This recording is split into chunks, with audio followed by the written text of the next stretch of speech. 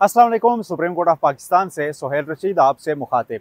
कल यहाँ फौजी अदालतों में सिविलियंस का ट्रायल कलअदम करार देने के फैसले के खिलाफ इंफ्रा कोर्ट अपीलों पर समाअत दोबारा से शुरू होने जा रही है और अब इस केस में सारी समाअत और सारी बहस जो है वो एक अहम सवाल के गिर्द घूमती है कि अगर 5 रुकनी बेंच का वो फैसला बरकरार रखा जाए जिसमें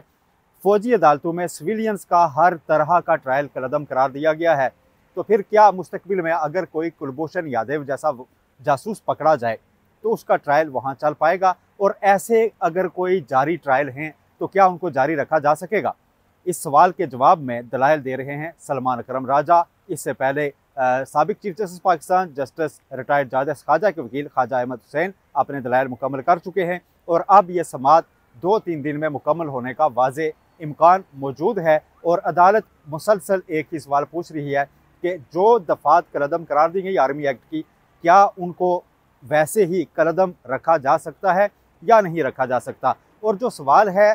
जासूस जैसे मामलात को चलाने का, वो मज़ीद अहम तब हो गया जब वो लोग, वो वकला जो यहाँ पर मुखालफत कर रहे हैं फौजी अदालतों में सिविलियंस का ट्रायल चलाने की, वो खुद भी अदालती सवाल के जवाब में ये तस्लीम कर बैठे कि ये बिल्कुल दुरुस्त है कि अगर उस फैसले को, उस 5 रुकनी बेंच के फैसले को एज इट इज़ बरकरार रखा जाता है, अपहेल्ड किया जाता है, तो फिर ऐसे ट्रायल मुस्तकबिल में नहीं चल सकेंगे जैसा कि कुलभूषण यादव का था। ताहम कुलभूषण यादव की ज़ात की हद तक जो ट्रायल है वो असरअंदाज इसलिए नहीं होगा कि वो पास्ट एंड क्लोज ट्रांजैक्शन तस्वुर होगा और यूं भी उनके हद तक मामला जो है वो अब आगे बढ़ चुका है फौजी अदालतों से, वो अपील की स्टेज पर है, वो हिट नहीं होगा लेकिन मुस्तकबिल में एक रुकावट ज़रूर पैदा होगी। इसके बाद अदालत तमाम फ़रीक़ैन से ये मामला समझने की कोशिश कर रही है कि फिर इसको कैसे देखा जाए और उस फैसले को कैसे बरकरार रखा जा सकता है। ये समाअत एक ऐसे वक्त में शुरू होने जा रही है जब यहाँ पर तकरीबन 2 दर्जन दरखास्तें वो भी ज़ेर इल्तवा हैं जिनमें 26वीं आइनी तरमीम को चैलेंज किया गया है और 2 रोज़ कबल यहाँ पर जो हल्फ बर्दारी की तकरीब हुई 7 नए जजेस की, उसमें कुछ जजेस ने खुद गैर रस्मी गुफ्तगू में साफ़ियों से ये कहा है कि अब जैसे ही फौजी अदालतों का केस मुकम्मल होगा तो उसके बाद 26वीं आइनी तरमीम का केस मुकर्रर किया जाएगा और उसको जल्द फैसले की तरफ लेकर जाने की कोशिश की जाएगी, क्योंकि 26वीं आइनी तरमीम के बाद जितनी दरखास्तें हैं, जितने सवालात हैं, वो बहुत अहम हो चुके हैं और कुछ ऐसे ही आम सवालात अब भी उठाए जा रहे हैं यहाँ पर वकला की जानिब से भी, मुख्तलिफ फ़रीक़ैन की जानिब से भी। और कुछ लोग ये भी समझते हैं कि ये केस इसलिए भी लगना ज़रूरी है कि तरमीम बरकरार रहे या ना रहे, लेकिन अदालती ऑब्जर्वेशन उस पर आ जाएंगी और इंटरप्रटेशन जो है, तशरीह 26वीं आइनी तरमीम की, वो बिल्कुल वाज़े हो जाएगी ताकि किसी किस्म का आइनी बहरान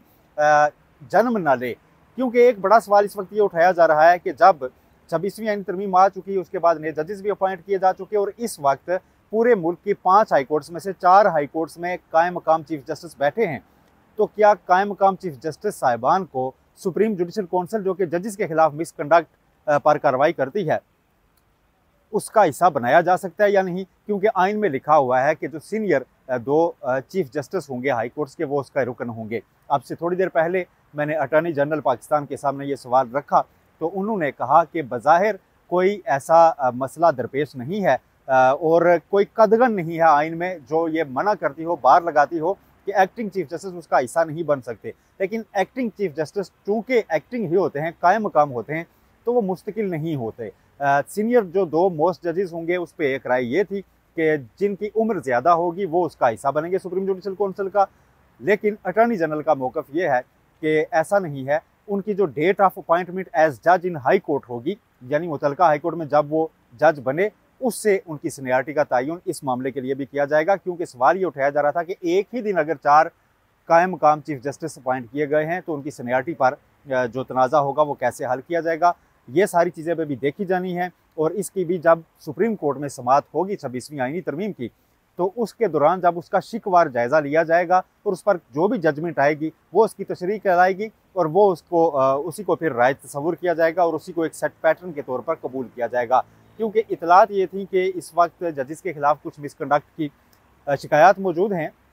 चीफ जस्टिस के साथ जब हमारी प्रेस एसोसिएशन के रिपोर्टर्स की मुलाकात हुई तो उन्होंने भी इसका एतराफ़ किया था कि कुछ शिकायत तो हमने निपटाई हैं, लेकिन कुछ ऐसी हैं जिन पर हमने फर्दर उस पर कमेंट्स मांगे हैं और उनको आगे भी बढ़ाए जाने का इम्कान मौजूद है। तो इसलिए बड़ा ज़रूरी है कि पहले सुप्रीम जुडिशल कौंसिल की तश्कील का मामला हल हो, उसके बाद ये आगे चल सके।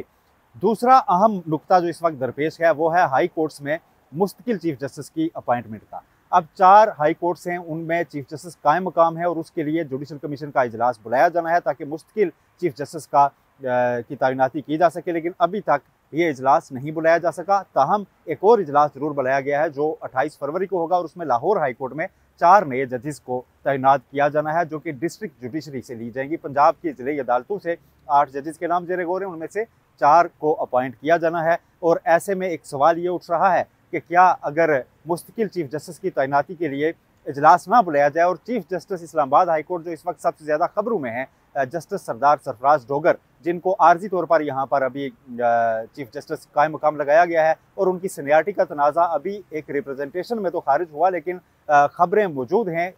बावसूख ज़राए तस्दीक कर रहे हैं कि इस्लामाबाद हाई कोर्ट के 5 जजेस सुप्रीम कोर्ट में उनकी सीनियरिटी को चैलेंज करने जा रहे हैं। तो क्या उससे पहले उनको मुस्तकिल चीफ जस्टिस के तौर पर अपॉइंट किया जाएगा और क्या अगर उसके लिए इजलास बुलाया जाता है तो उसमें वो मतलूबा वोट हासिल कर पाएंगे?